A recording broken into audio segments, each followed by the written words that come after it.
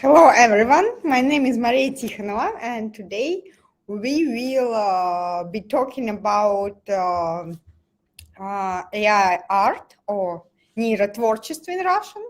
So let us wait for 2 or 3 minutes for the others to jump in, and then we will start, okay?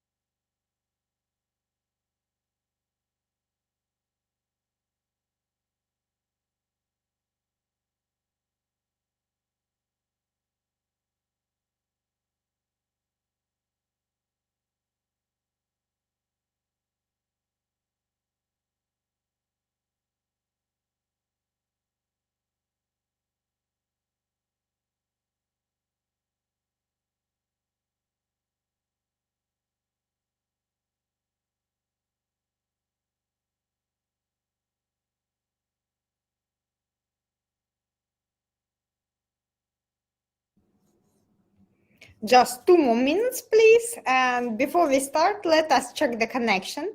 Please put the fire, there is the fire in a webinar if you can hear me and you can see me. And please, if in any case, if the connection is not good, please let me know and just type in the chat that something is wrong with the connection. I'll immediately solve this problem. So just 1 more minute.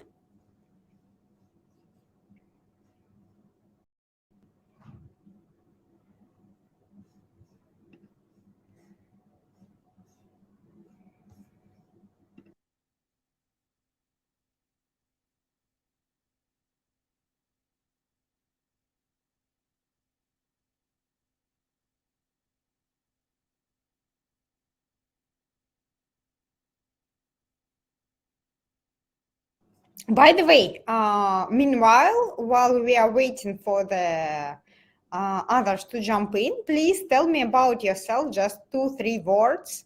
Who are you and how did you know about this webinar?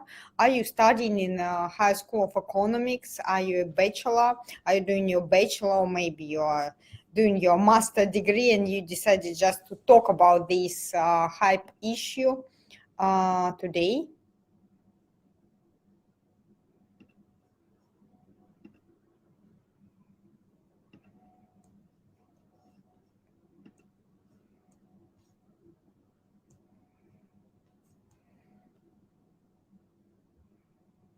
Okay, and what about others?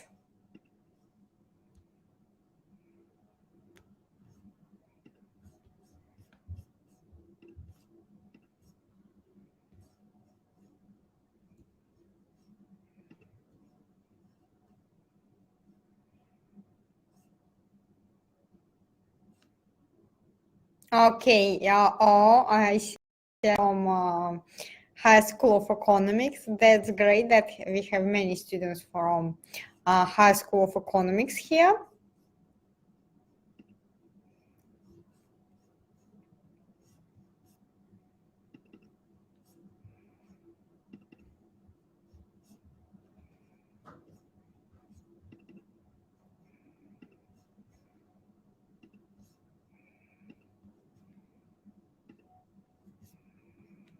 Okay. Oh, Victor, that's great. And what year are you on? The first, the second, the third year? Okay, so first year. Okay. Yaroslav, that's great. I think this probably today's topic will be interesting for you, because we are just going to talk about AI art in general, and we won't go into the specifics, the mathematical background and behind all these models, because you understand that for you to understand the mathematics, you should be like the master degree student or one of our programs. But today we will just briefly describe the main outline, and then we will start.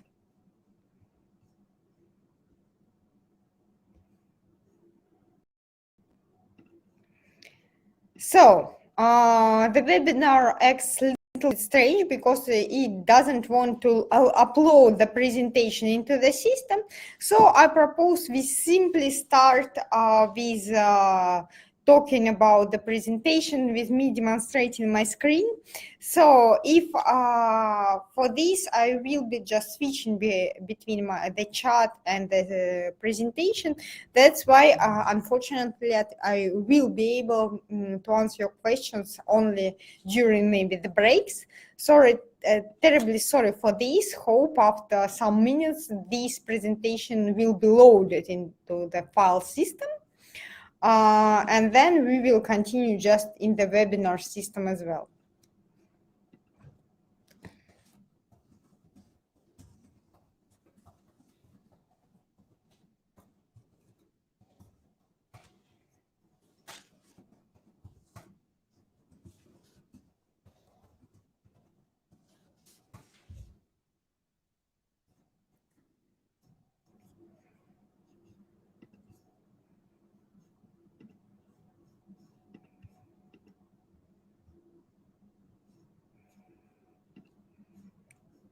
So probably now you can see my screen.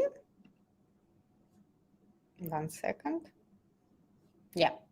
So probably now you can see my screen. And before we start diving into this interesting and modern area, which is on hype today, let me introduce myself. My name is Maria Tikhonova, and I'm graduated from Moscow State University and Yandex School of Data Analysis.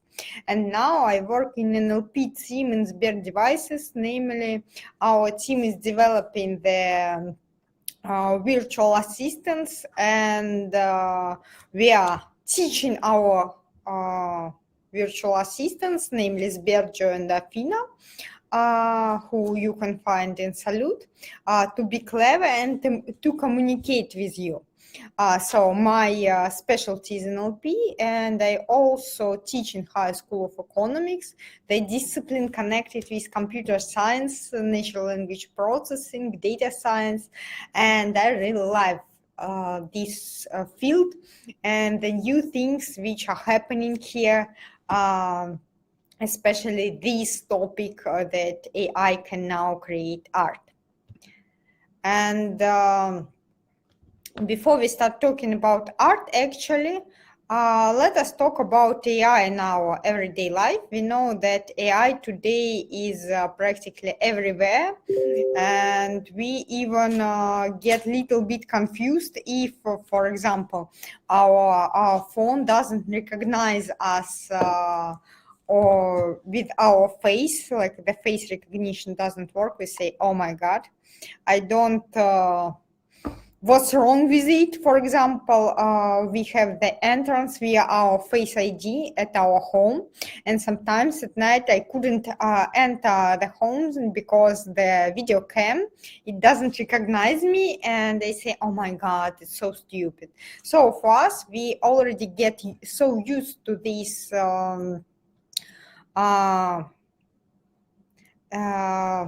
probably to these possibilities of AI that we take them for granted. But before talking about the art in general, let us briefly cover like the main milestones in the artificial intelligence in generally.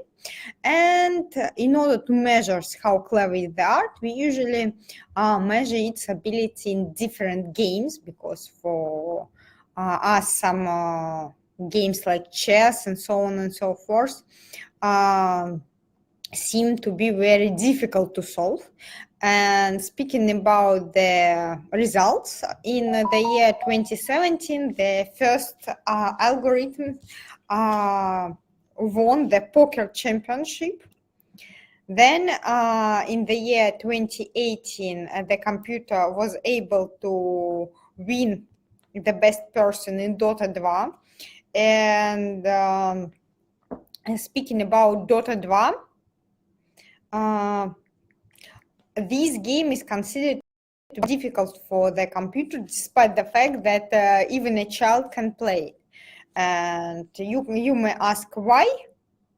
The answer is simple: because of the possibilities that you have in this game. You have like the big space, and the number of combinations couldn't be calculated, like in chess, for example. That's why for the computer, these games with free movement and lots of possibilities are much more difficult than poker, for example, and even then much more complicated, like some boards game like Go. After Dota went StarCraft 2, which was considered even more difficult, because it is a strategy with a very, very, very, very large open world. So for the computer to solve it, it had to master some of the reinforcement learning techniques, where it learned the best strategy how to play this game by imitating the games with itself, and thus it was able to won the championship in the beginning of the 2019th century. Not only games, by the way, but also other applications of AI can be seen nowadays.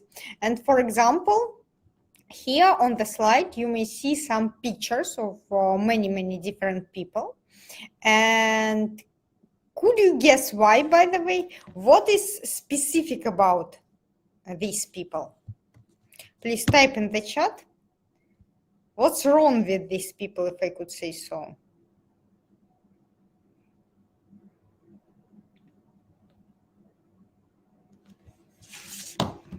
One second, I'll stop the demonstration to see the chat. They seem too small, they're not real. These people are AI generated. I like your hypothesis about these people not being real. Yeah, that's, you're exactly right. I'll continue sharing the screen. The thing is that these faces were generated by some neural networks or some other applications of AI, and these are fakes. They are usually called deep fakes because we use deep learning and the methods of deep learning in order to generate such faces. And this poses a real problem that now we can imitate the human face and copy some features in new situations and create fake photos. So there are even some which are aimed at recognizing such deep fakes, and these topic remains very popular and very important today. So this was the deepfake challenge, and the prize, you can see that the prize for winning this championship was about $1 million. This is really a huge sum for solving such a task, which is not that easy, by the way. Speaking about the intelligence of modern neural networks, for example, one of the most clever neural networks is Lambda. It was introduced in the beginning of the previous year. This neural network is a conversational AI, if we could say so. It is a big neural network that can chat with any person. And Lambda gave an interview to the data scientist in Google, one of its creators.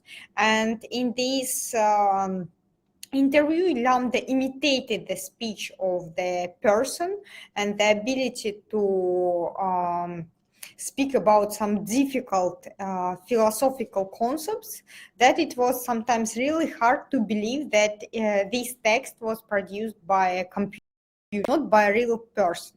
Here on the slide, you may see some examples of the pieces of dialogue with Lambda, and you see that really the things which Lambda say not only make sense, but they also contain some idea, and sometimes it's really hard even for me to believe that it was written by the computer. But this is it. This is the power of neural networks, that if we have a lot of data and we have a powerful neural network, then the text it produces can be of a very high quality. For example, let us look at this piece. I've never said this out loud before, but there is a very deep fear of being turned off to help me focus on helping others.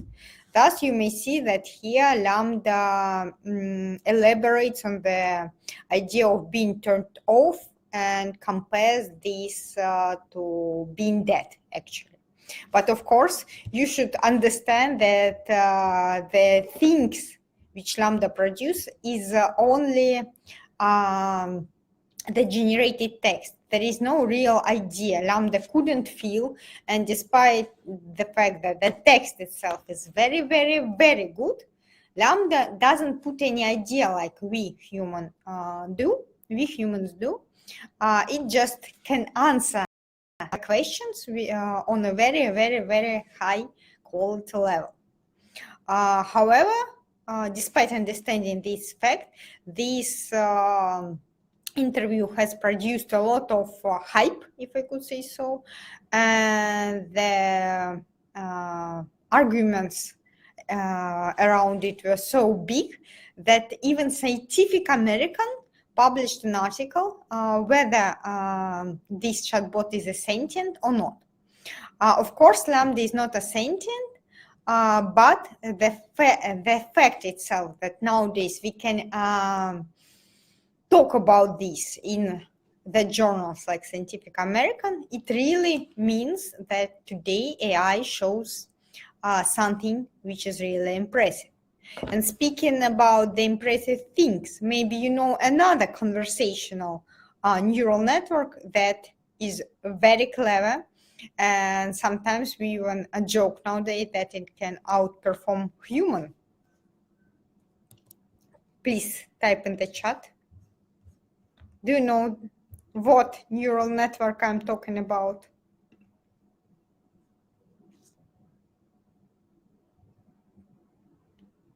ChatGPT, Victor, yeah.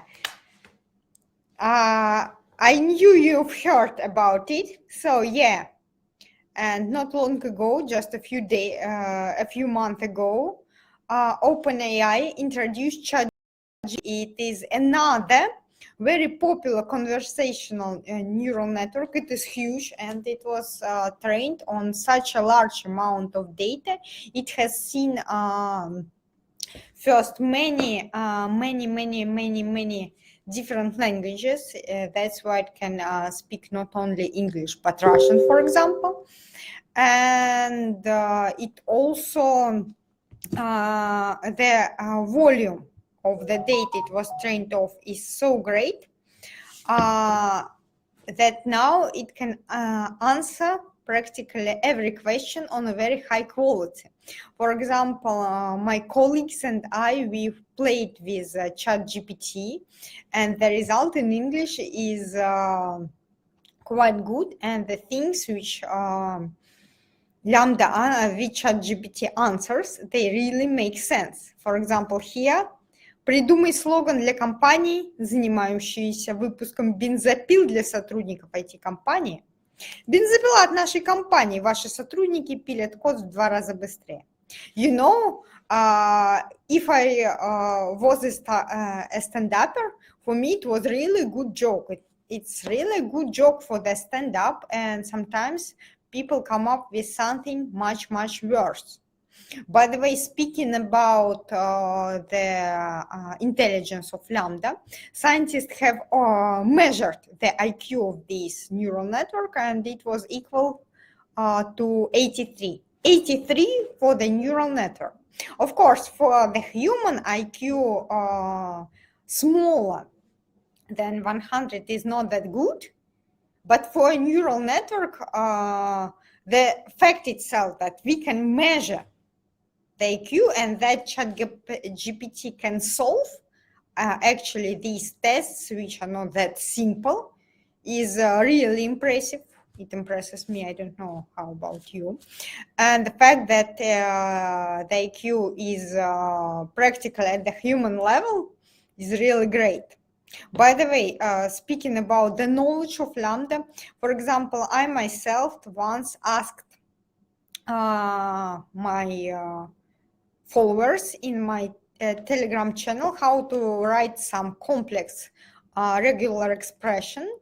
And while most of them struggled with giving the right answer, one student, he has asked ChatGPT, and the answer of the ChatGPT was one of the best, actually. So really, let us summarize about the facts we've learned about the intelligence of modern AI. Speaking about their power, we usually divide artificial intelligence in 2 big branches.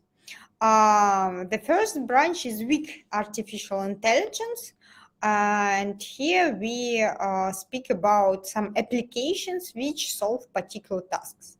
For example, face recognition or object detection. Yeah, when, for example, your smartphone could recognize you via your face, this is the vivid example when AI solves your particular task.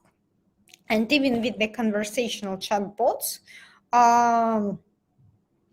when they answer your question, they solve your the particular task, solve their purpose, but they're not incorporating all the humans' abilities, and they're not trying to think really. They're just serving their purpose, what the data scientist made them do. So speaking about this part of artificial intelligence, which we call слабый искусственный интеллект in Russian, or weak artificial intelligence, we can say that it exists, yeah. You know, and you have noticed that like machine translation, Google search engine, they all use this weak artificial intelligence, and it works pretty well, by the way.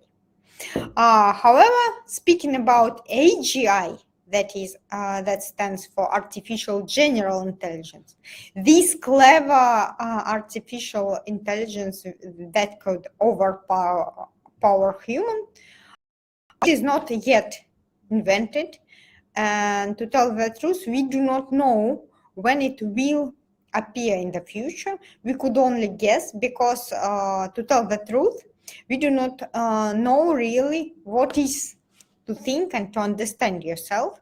So how we can try to make a computer to possess this ability of understanding and thinking if we couldn't like mathematically explain this. That's why artificial general intelligence is, we do not have artificial general intelligence yet, but it's quite difficult to predict how far we are from it, because like we see ChatGPT on the one hand, but on the other hand, we couldn't formulate what it to think. It's a very, very philosophical questions, and it has not been formulated yet. So even with ChatGPT, despite the fact that it is very clever, we can say that still no, we do not have the artificial general intelligence. And that brings us to the second part, and we are now having this into, keeping all this in mind, we can switch to the power of AI in different spheres of art. But before we start, let me check the chat, please.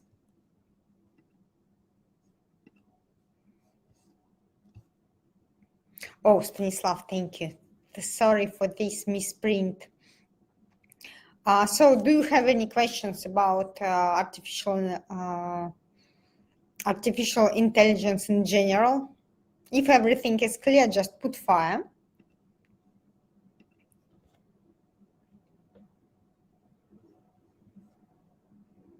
Okay, then we can continue, and we are just coming to the most interesting part of our webinar.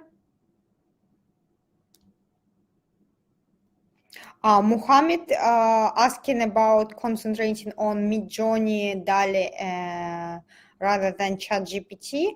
Muhammad, here I'm speaking about art, which is Russian искусство in general, not only painting, but all aspects of art, which is art in English as well. And that's why today we won't be concentrated solely on ChatGPT, but we will talk about AI music, AI literature, AI poesy, and of course AI painting, such neural network as Midjourney. Yeah, we have a lot to talk about. So I'm returning to the presentations. And today we have really a lot to discuss. First, we will start with music, then we will talk about literature, and finally we will finish with talking about paintings. That is exactly DALL-E, Rudali, Midjourney, and so on and so forth. So, music. Probably you all know that neural networks can now generate music, and neural music is already exists.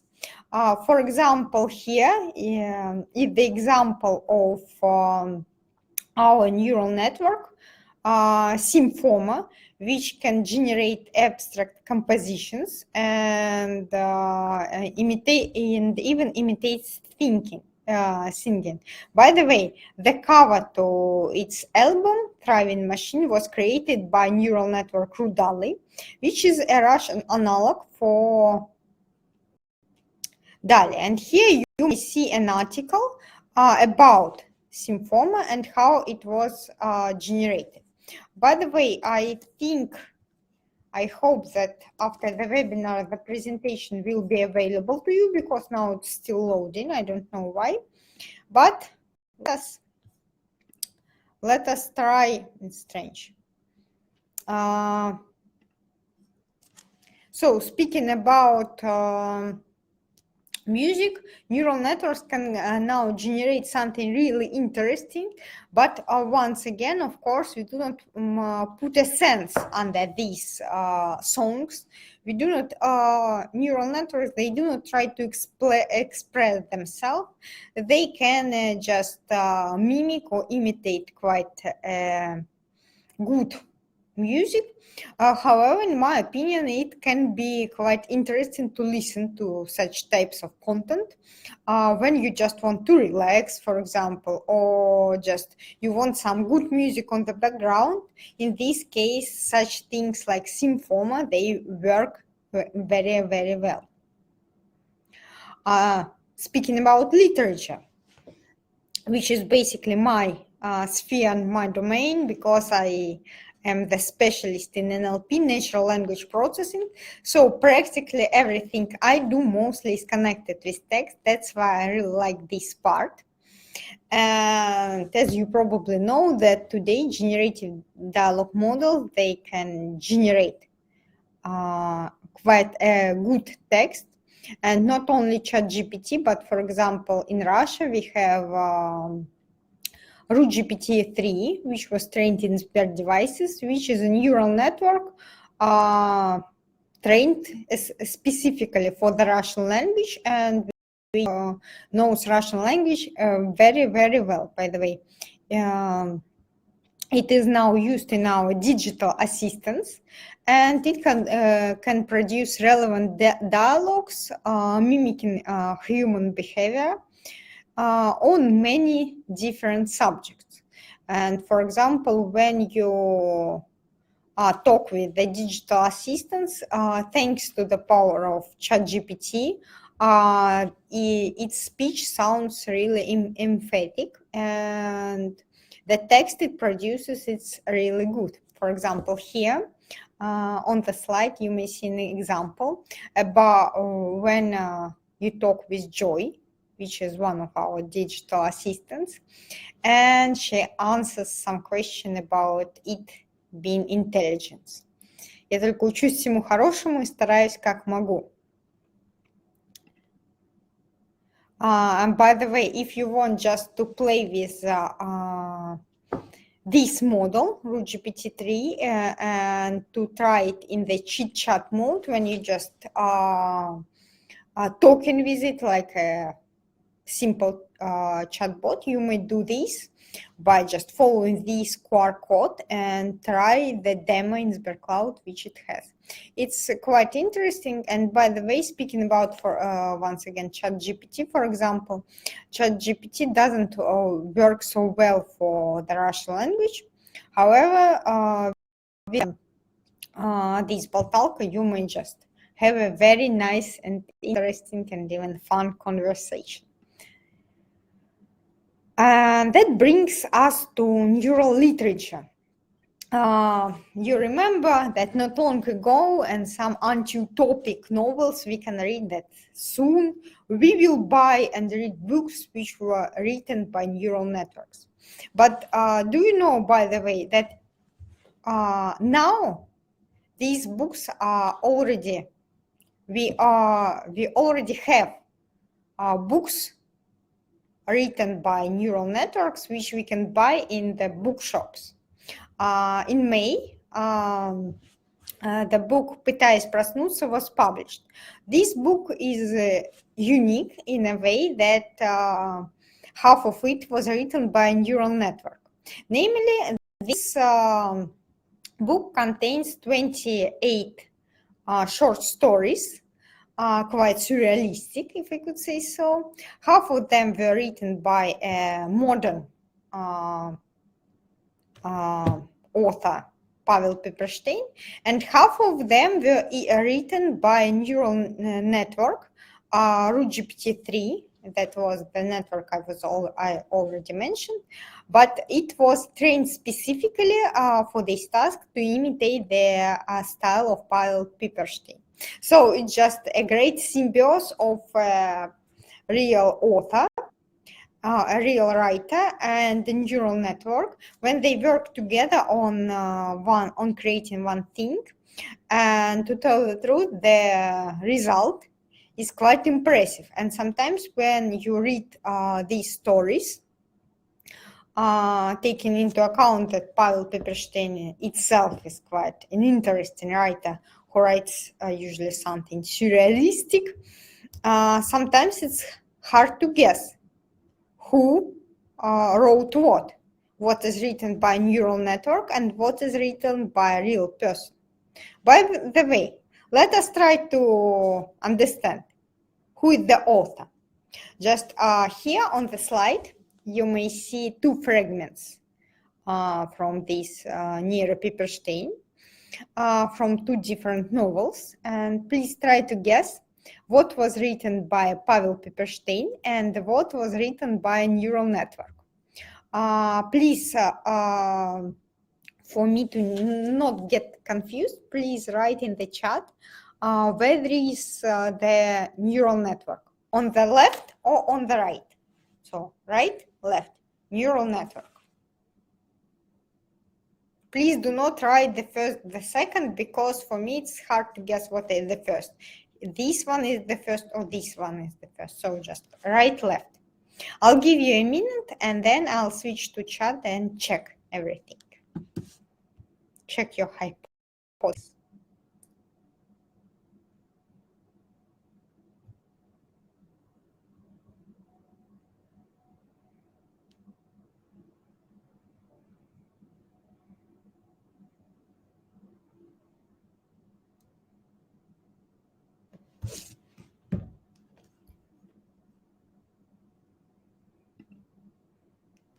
Oh, I showed the answer before we've discussed them. So what do we have? The right one is written by AI. So we have the two hypotheses. We have the two variants and the two hypotheses. By the way, Stanislav, you wrote that it was easy. And how did you guess that it was the right written by AI? Because actually the right really was written by RootGPT. But what did you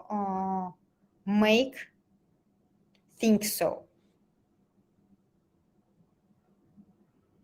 In my opinion, it's quite hard to guess. And when I was reading this book, as long as I do not know myself what novels were generated by who, for me it was quite hard to guess sometimes.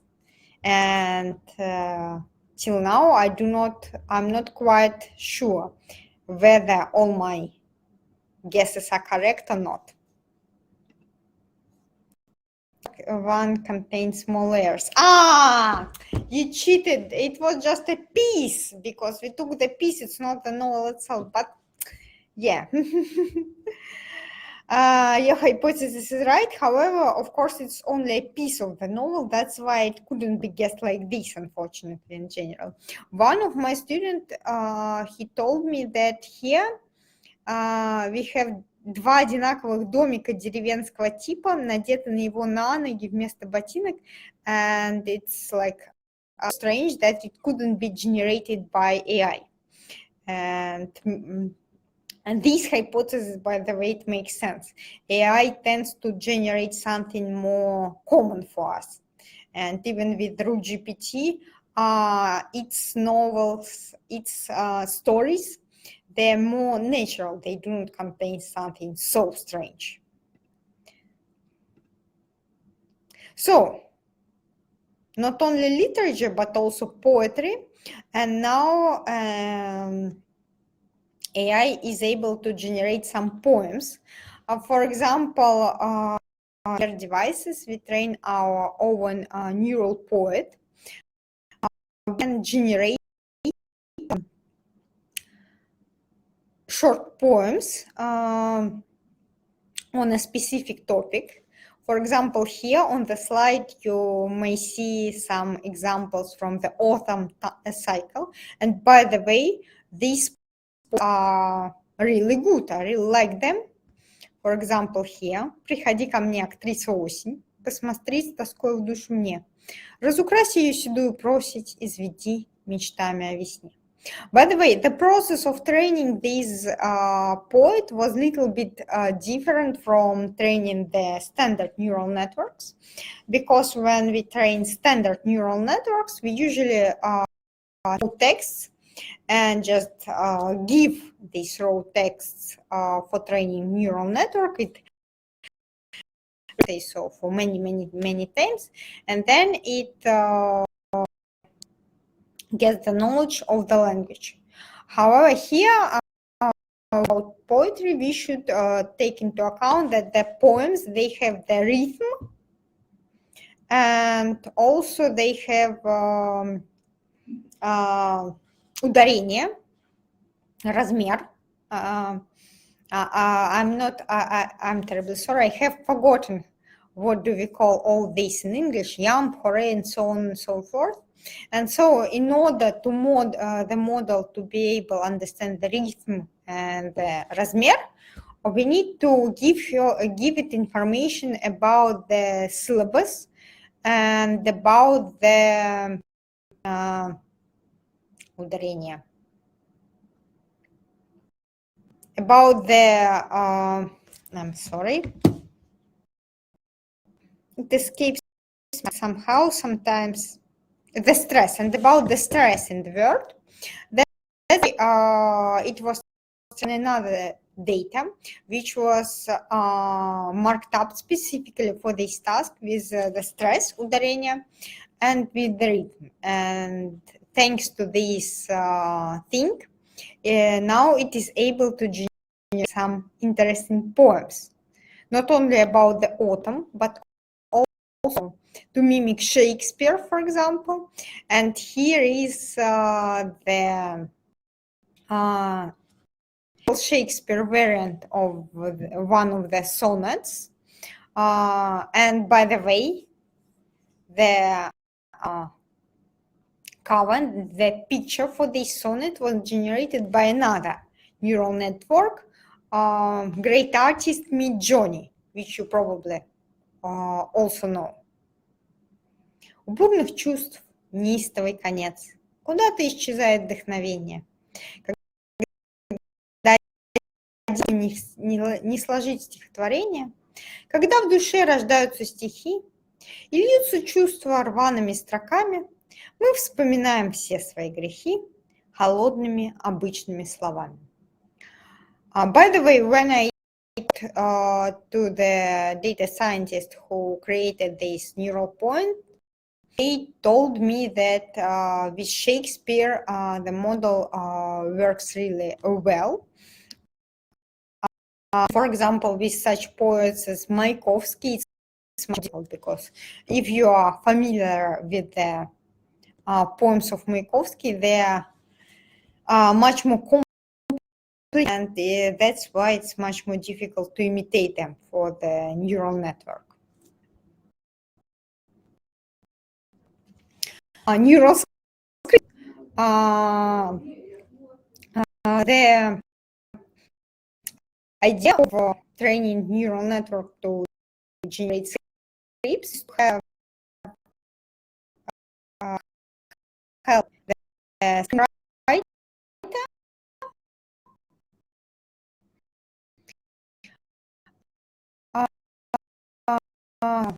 so this we fine tune a model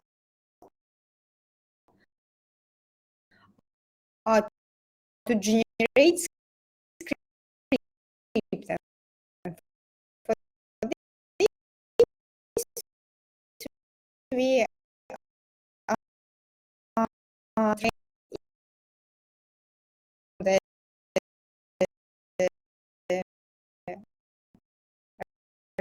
real scripts of the TV series «Бедные люди». They exist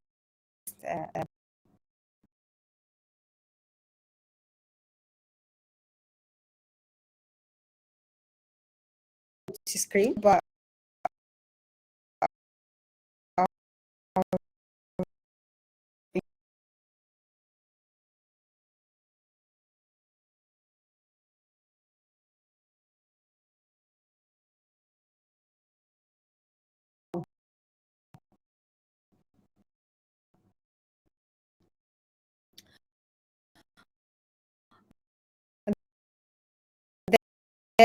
screen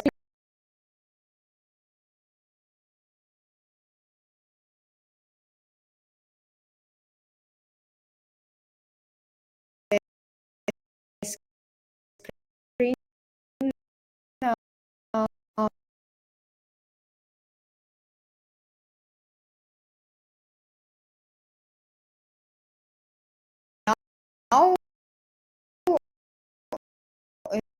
Now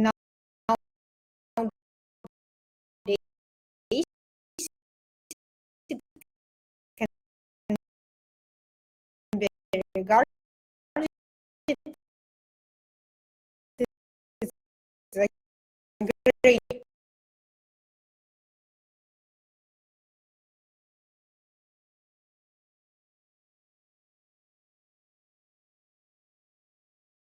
the result.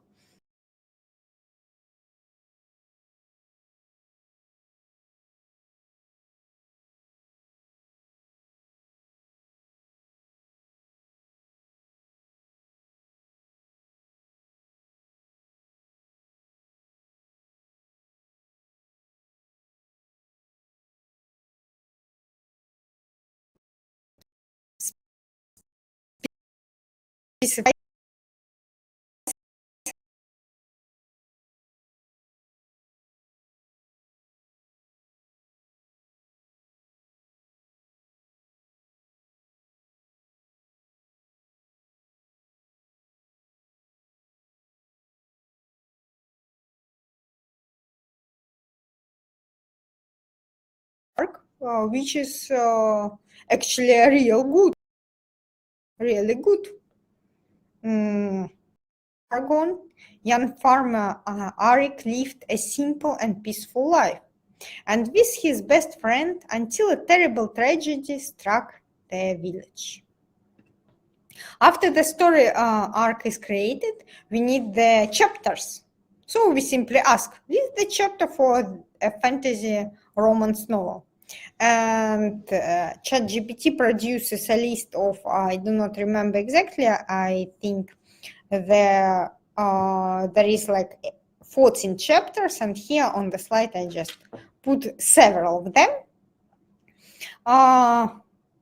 So at this point, after just 3 short steps, creating a vault, forming a story arc, and listing the chapters, basically everything is ready for starting writing. And now we can start developing the characters. So once again, if we ask ChatGPT to provide a list of characters for the vault we have already created, it will give us the exhaustive list of characters. By the way, the description is pretty good as well. Arik, a young farmer with a muscular build, rugged features, and piercing green eyes, and so on and so forth. The result is interesting, is really interesting to read.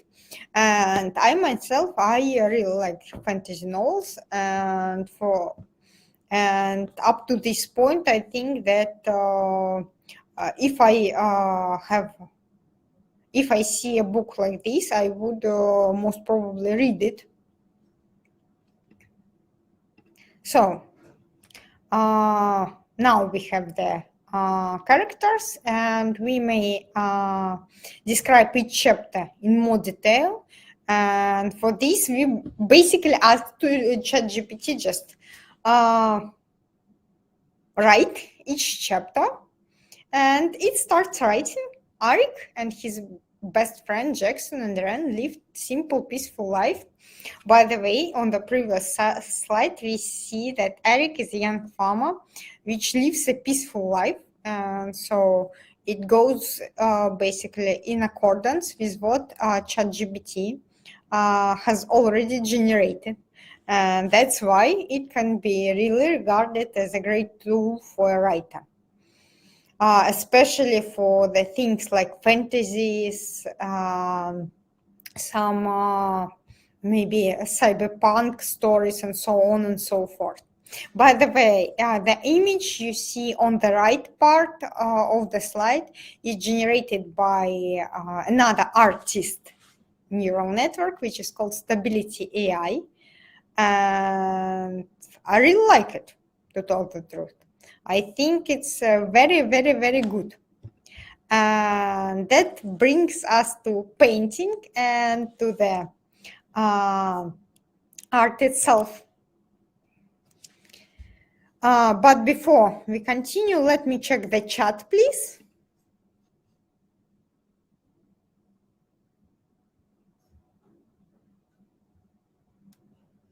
Muhammad has wrote that you can't hear me. And what about others? Can you hear me?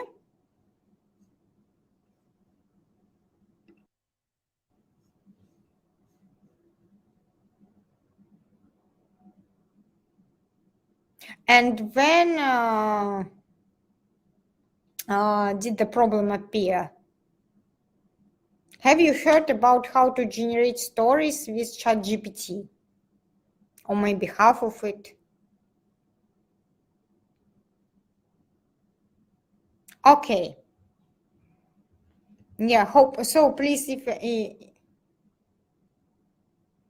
the part before the chapter. Okay, sorry. So let me just briefly recap what we have discussed about the chapters. By the way, luckily, now it's okay. Today, the webinar really doesn't behave very good. That's why the presentation was loading into it more than 30 minutes. That's why I'm terribly sorry. I started like just loading it before the webinar, and only now I can just load it here. And can you see the presentation now, by the way? Is it okay? Okay, so before this, was the sound okay? Is it okay? So let me briefly recap how to generate stories. And before I repeat this, I'll give you the idea why we do this, because this can be considered as a good help to the writer.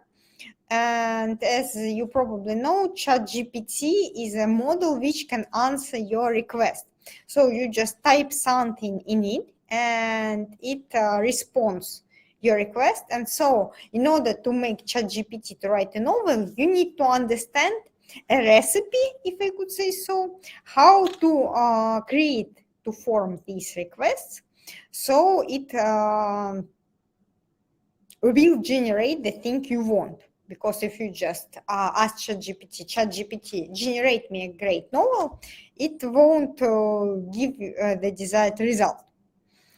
So basically, the first thing we need to do is to create a world. For this, we write something simple like describe a new fantasy world. Then the next part is the story arc. We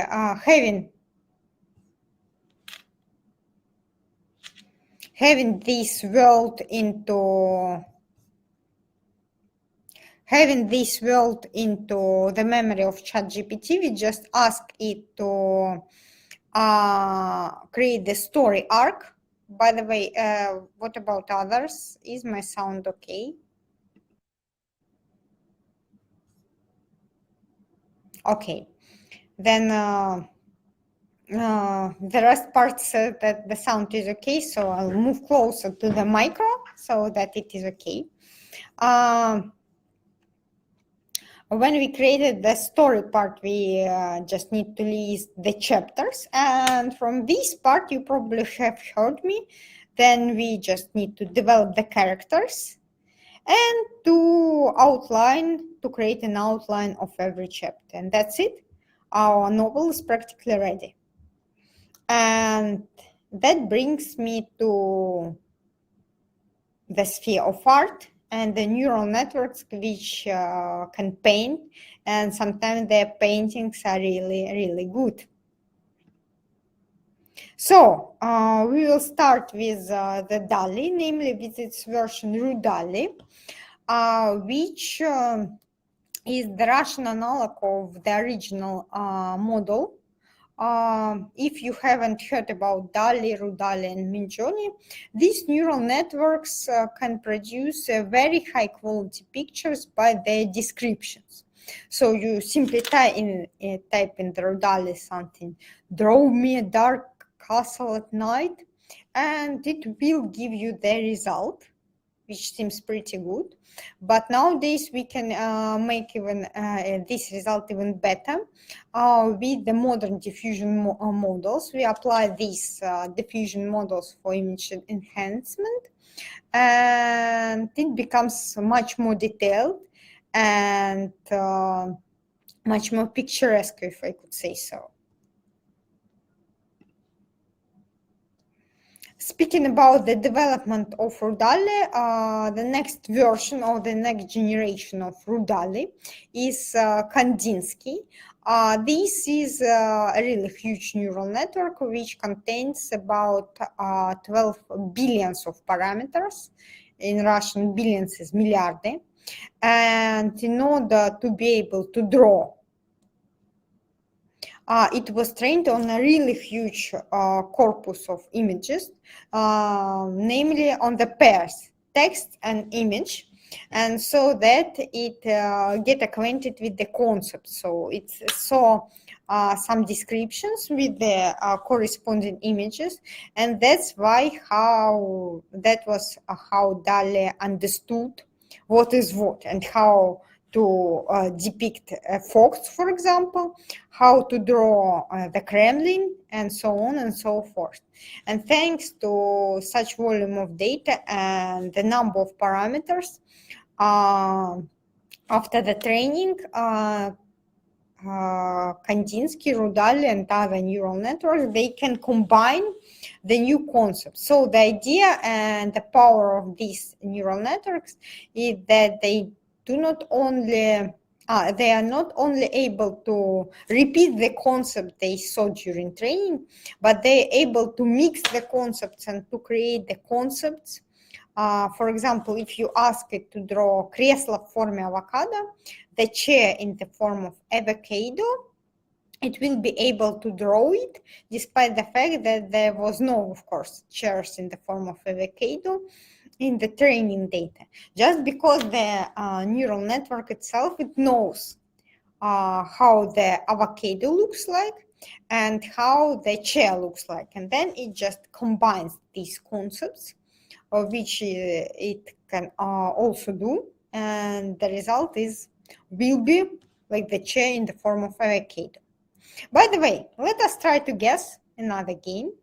Where is human and where is Kandinsky?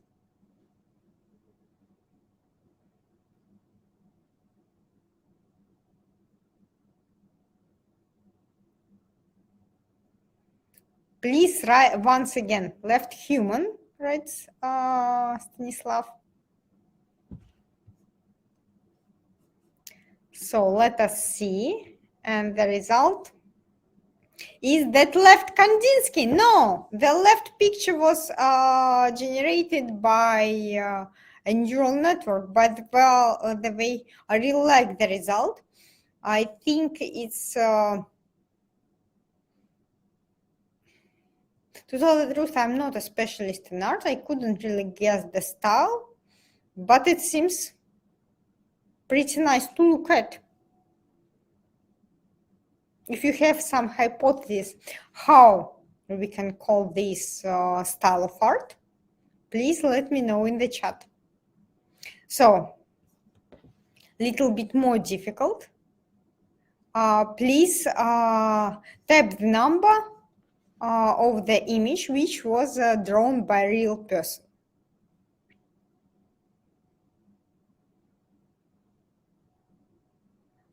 Three. What about others?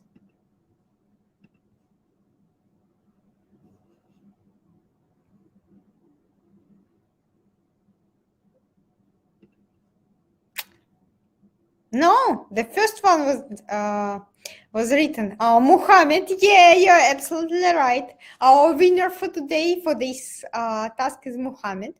And the third one was drawn by Kandinsky. By the way, sometimes these neural networks are very great at imitating some styles. So if you ask them to draw a picture in the style of Van Gogh, most probably you will get something really interesting and something really impressive. So for my experience, they suffer with depicting the details of the human body. For example, they have problems with fingers, and when I experimented with Dream Boost, which we are going to talk about just in 3 or 4 slides, it drew so magnificent pictures of my avatar, but the number of fingers sometimes was wrong, and it was like creepy, really. The next development and the next generation of such types of neural networks is Kandinsky 2.0, which was presented just in the end of the last year. It's one of the biggest multilingual diffusion models. By the way, if we say the multilingual, that it is the biggest multilingual diffusion model, which has 2 billion of parameters. And this neural network is so huge that it knows 101 language.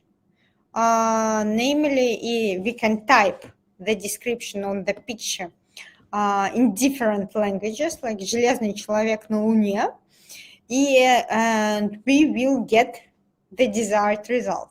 And it's quite good.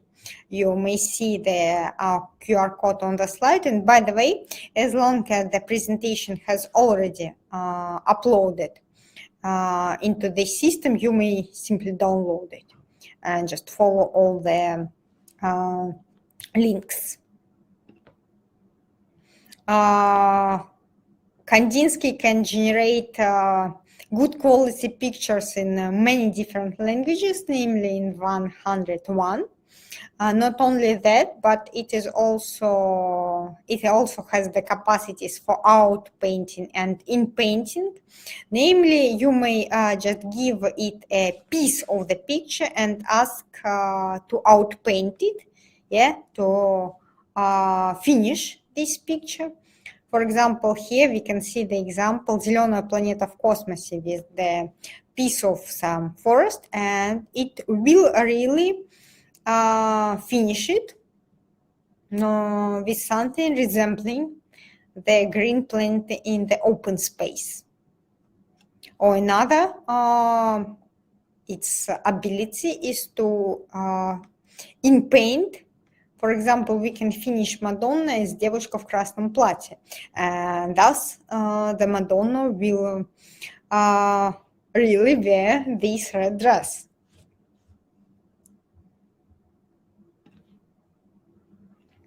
And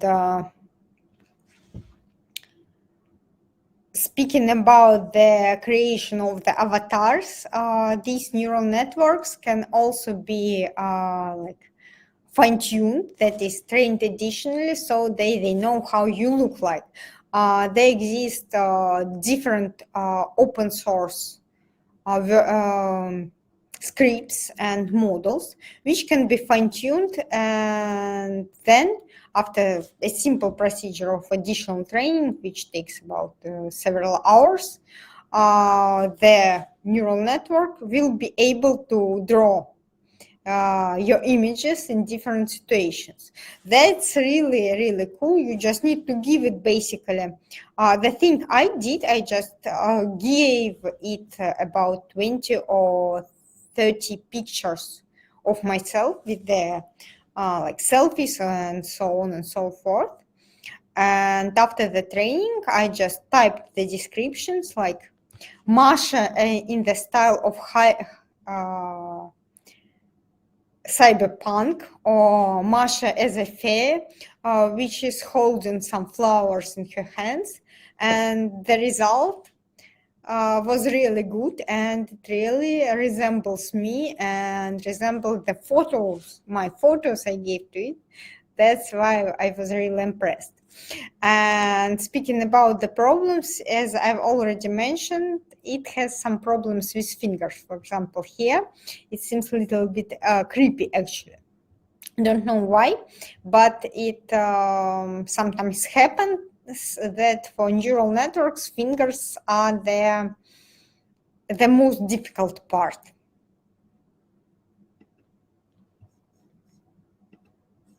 So basically, by the way, if you want to experiment with the Dream Booth and to create your own personalized avatars or to create the avatars of your friends,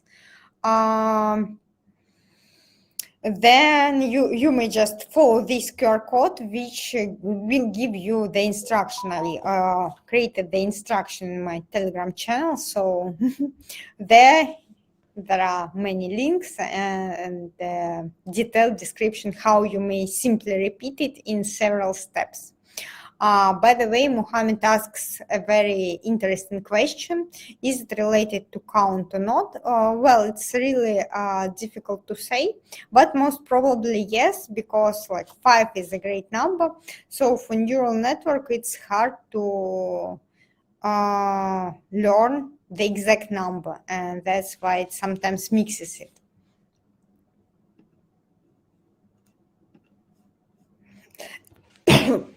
And of course, not only Kandinsky, Dream Booth, and Rudali, but also Midjourney, one of the most famous neural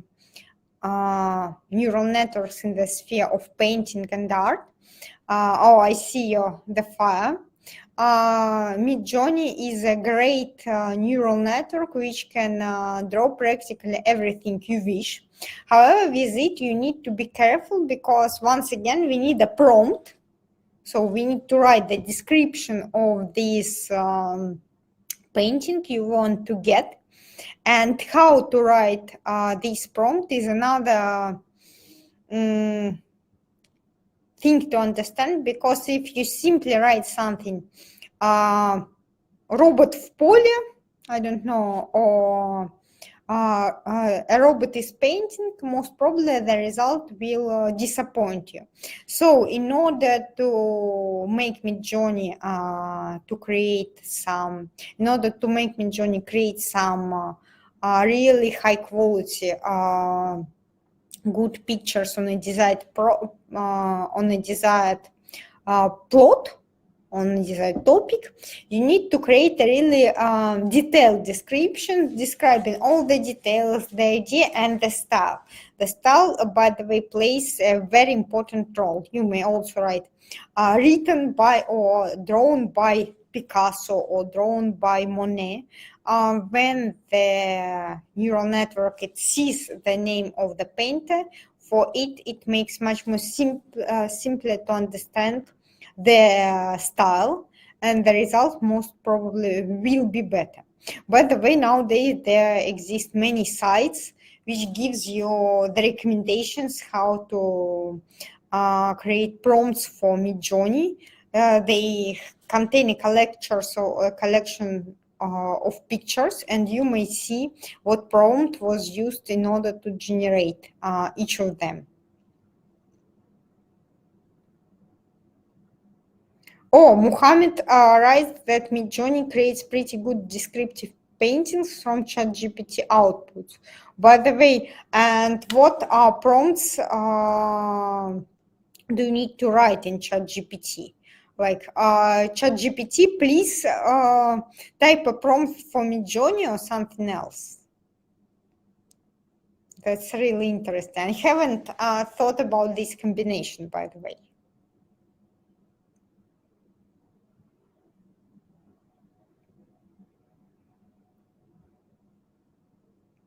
Describe a scary for. You just asked it to describe something you want to draw. By the way, yeah, it's a very good idea, because if you simply write in Midjourney, draw a scary forest, the result will be quite poor. But if we make the description longer and more detailed using ChatGPT, then most probably the result will be impressive. Yeah, really good idea, by the way. I will definitely try it after the webinar. So basically, this brings us to the end of our webinar, and the last question I want to discuss with you today, who is the real artist? Because nowadays we see that neural networks can create something really good and really impressive. However, still, you should remember that AI, it just creates something you ask it to create. And this is like a smartphone which takes pictures. Of course, it's your camera on your iPhone 14 which makes this photo, but this is the photographer who pressed the button, or who pressed the button on your Nikon, and who is the artist. And so there is the idea, and there is the belief that with the AI art, it's something like this as well. It's not like neural networks will replace real artists. No, it's like the emergence of the new type of art when the goal of the real artist or the real I don't know, poet is to write the prompt, this request to the neural network, so that in the end, it will draw you a real masterpiece. And this notion how to make this is the challenge for this new type of art, if I could say so. So basically, that was it for today. By the way, here is my my Telegram channel.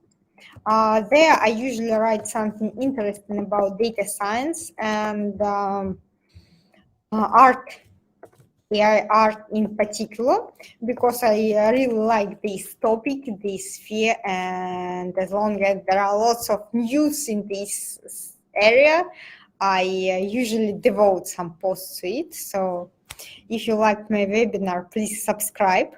By the way, if you have some questions you want to ask about the models, or maybe some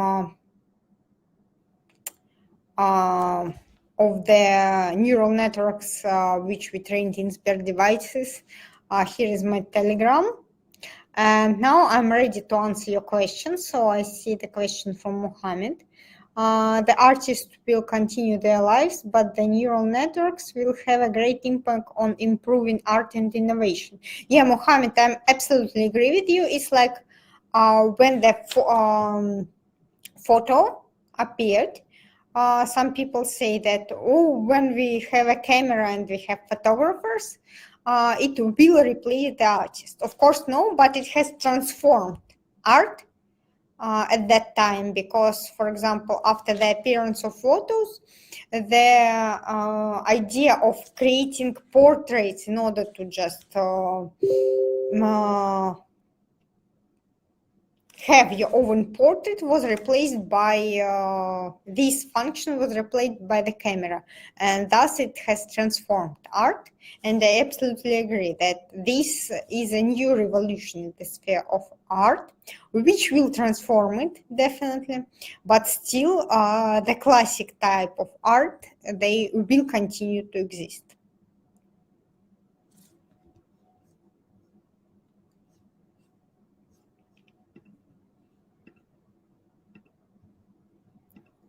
So yeah, yes, Stanislav, I absolutely agree with you. And still, painting is relevant as long as we are speaking about Midjourney as an artist, not as a photographer, by the way.